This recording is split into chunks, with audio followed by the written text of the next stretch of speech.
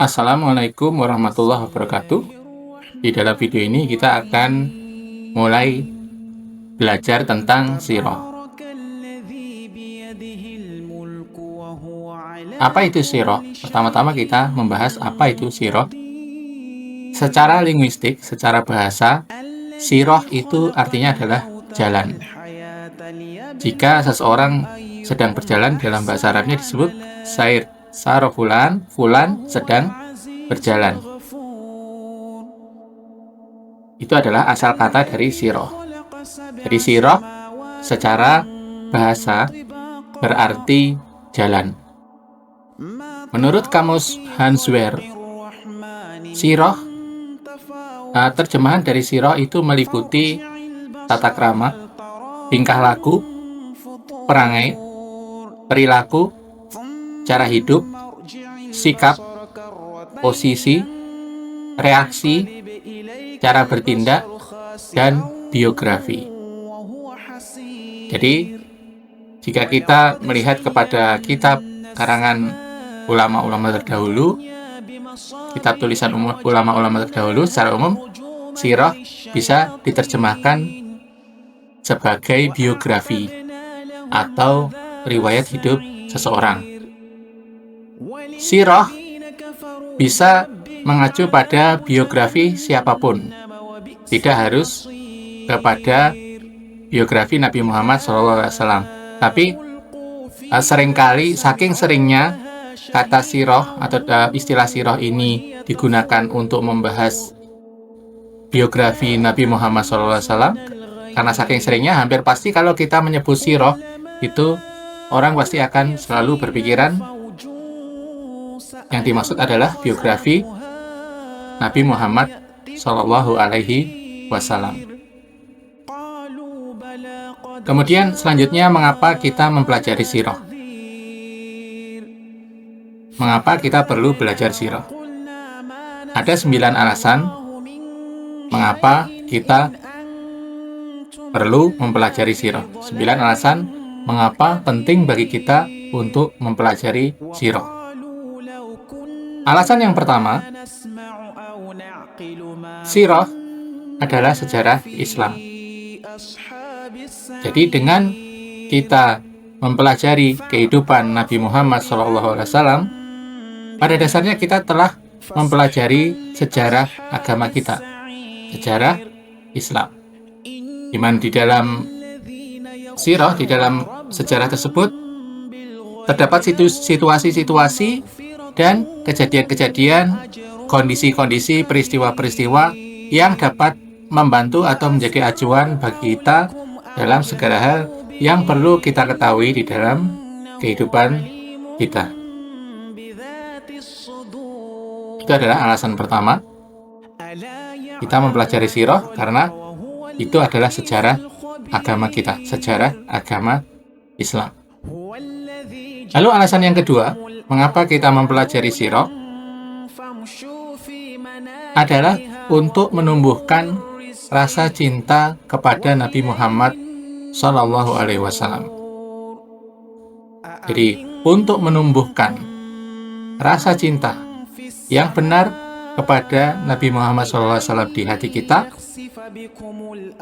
yang rasa cinta itu sendiri, rasa cinta kepada Rasulullah SAW merupakan bagian dari ibadah dan bagian tidak terpisahkan dari keimanan kita.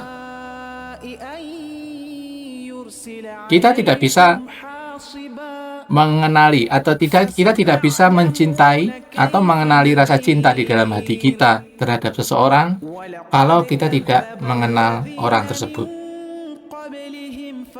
Dan insya Allah akan kita dapati bahwa semakin kita mengenal Nabi Muhammad SAW, kita akan semakin terkesan dengan kepribadian beliau dan kita akan semakin mencintai beliau.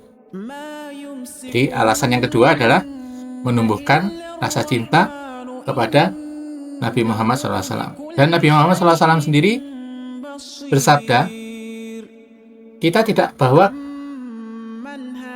tidak mungkin mencapai keimanan yang sempurna sebelum kita mencintai Allah, mencintai Rasulullah, lebih dari kita mencintai ayah kita, lebih dari kita mencintai ibu kita, dan lebih dari kita mencintai apapun di dunia ini. Jadi, rasa cinta kepada Nabi Muhammad, kepada Allah, dan kepada Rasulullah itu adalah sesuatu yang wajib ada di dalam hati kita. Alasan yang tiga, mengapa kita mempelajari sirah adalah agar kita bisa mengikuti jalan Nabi Muhammad SAW. Kita bisa mengikuti cara hidup Nabi Muhammad SAW. Nabi Muhammad adalah perwujudan dari karakter yang sempurna. Manusia yang paling sempurna. Karena itu, dengan mempelajari sirah, kita insya Allah akan lebih dimampukan untuk meniru dan mengikuti cara hidup beliau. Itu adalah alasan yang ketiga, agar kita bisa meniru beliau, agar kita bisa mengikuti cara hidup Muhammad SAW.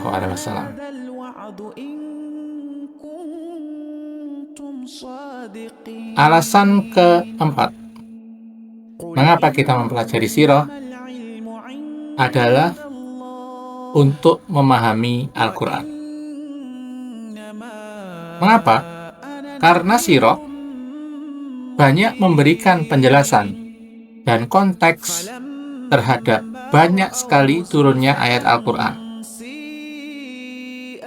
Dan yang berkaitan dengan peristiwa-peristiwa yang terjadi pada masa Nabi Muhammad SAW, itu akan membuka wawasan kita terkait mengapa ayat itu turun, dan otomatis akan membuat kita mengetahui apa maksud sebenarnya dari suatu ayat. Jadi, terkadang beberapa ayat kita bisa memahami maknanya tanpa kita melihat konteksnya. Tapi ada beberapa ayat yang kita harus melihat konteks dari diturunkannya ayat tersebut. Dan konteks diturunkannya ayat tersebut itu kita temukan di dalam sirah. Ini adalah alasan keempat mengapa kita mempelajari sirah. Alasan yang kelima mengapa kita mempelajari sirah adalah karena sirah, perjalanan hidup, perjalanan kenabian Nabi Muhammad SAW, mulai dari beliau diutus sebagai nabi, beliau diangkat menjadi nabi, sampai ke segala sesuatu yang terjadi setelahnya, adalah sebuah metodologi yang sudah disusun atau direncanakan oleh Allah Subhanahu wa Ta'ala untuk menjadi inspirasi bagi kita dalam upaya kita mengembalikan Islam. Jadi, kehidupan Nabi Muhammad SAW di dalam sirah menunjukkan tahapan-tahapan dan perkembangan dakwah yang diarahkan oleh Allah Subhanahu wa Ta'ala secara langsung, secara ilahiyah, seperti misalnya ketika dari tahap-tahap dakwah rahasia, kemudian dakwah publik. Ini merupakan panduan yang penting bagi gerakan-gerakan Islam dalam upaya untuk kembali meraih kejayaan Islam. Selain itu, sirah juga menunjukkan bagaimana kita menerapkan ajaran lisan dari Al-Quran dari Al-Quran dan Sunnah. Jadi Al-Quran dan Sunnah itu adalah ajaran-ajaran lisan. Artinya sesuatu yang diucapkan. Bagaimana sesuatu yang diucapkan ini diterjemahkan di dalam bentuk nyata, maka kita hanya bisa mendapatinya kita hanya bisa mendapatinya ketika kita mempelajari sirah. Itu adalah alasan kelima mengapa kita mempelajari sirah, karena sirah memberi kita gambaran yang sempurna memberi kita panduan yang sempurna bagaimana kita mengembalikan Islam ke ajaran yang sesungguhnya, kepada tahapan-tahapan yang sesuai dengan yang dituntunkan oleh Allah melalui Rasulullah SAW. Kemudian yang keenam, mengapa kita mempelajari sirah? Adalah karena mempelajari sirah adalah ibadah. Mempelajari sirah adalah sebuah ibadah yang mendatangkan pahala. Jadi ketika kita berkumpul, ketika kita bersosialisasi, kita membicarakan tentang Nabi Muhammad SAW, pada dasarnya kita sedang beribadah. Kita sedang menyembah Allah Subhanahu wa Ta'ala. Alasan yang keenam, mempelajari sirah adalah ibadah. Alasan yang ketujuh, mengapa kita mempelajari sirah adalah untuk mengembangkan identitas keislaman kita. Mempelajari sirah adalah kurikulum yang paling penting di dalam sejarah kita untuk membangun identitas keislaman kita yang kuat dan tidak terputus dari akar yang telah dicontohkan oleh Nabi Muhammad SAW dan para sahabat. Hal ini adalah sesuatu yang sangat penting, terutama di dalam kita mensikapi budaya-budaya yang sifatnya global dan intoleran, atau budaya-budaya yang sifatnya mendominasi. Jadi, dengan kita mempelajari sirah, kita mengetahui siapa yang menjadi panduan kita di masa lalu, sehingga kita memiliki identitas di masa kini yang tersambung ke masa lalu kita, ke masa lalu umat ini. Jadi, kita adalah umat yang sama dengan umat Rasulullah SAW, dengan para sahabat. Kita semua adalah umat Rasulullah. Dan kita harus memiliki sebuah keterkaitan, sebuah rasa terkait antara diri kita dengan para sahabat. Bagaimana kita mengaitkan rasa atau identitas diri kita itu terhadap Rasulullah SAW dan para sahabat, yaitu adalah dengan mempelajari sirah. Jadi, yang ketujuh, alasan yang ketujuh, mengapa kita mempelajari sirah adalah untuk mengembangkan identitas keislaman kita. Kemudian yang kedelapan, mengapa kita mempelajari sirah? Alasan kedelapan kita mempelajari sirah adalah sebagai kesaksian atas kenabian beliau atau dalail nubuwah. Jadi cukup dengan mempelajari kehidupan Nabi Muhammad SAW sendiri adalah sebuah bukti atas kenabian beliau, adalah sebuah bukti yang kuat atas kenabian beliau. Perubahan besar yang beliau bawa dalam 23 tahun beliau diutus. Dari seseorang yang tidak bisa membaca sama sekali atau tidak bisa menulis sama sekali, menjadi seorang pemimpin politik, menjadi seorang pemimpin militer, menjadi seorang pemimpin agama, menjadi seorang guru, menjadi seorang ayah, menjadi seorang pembuat hukum. Mustahil Rasulullah SAW bisa melakukan semua ini tanpa melalui bimbingan dari Allah Subhanahu wa Ta'ala. Jadi, dengan kita mempelajari sirah ini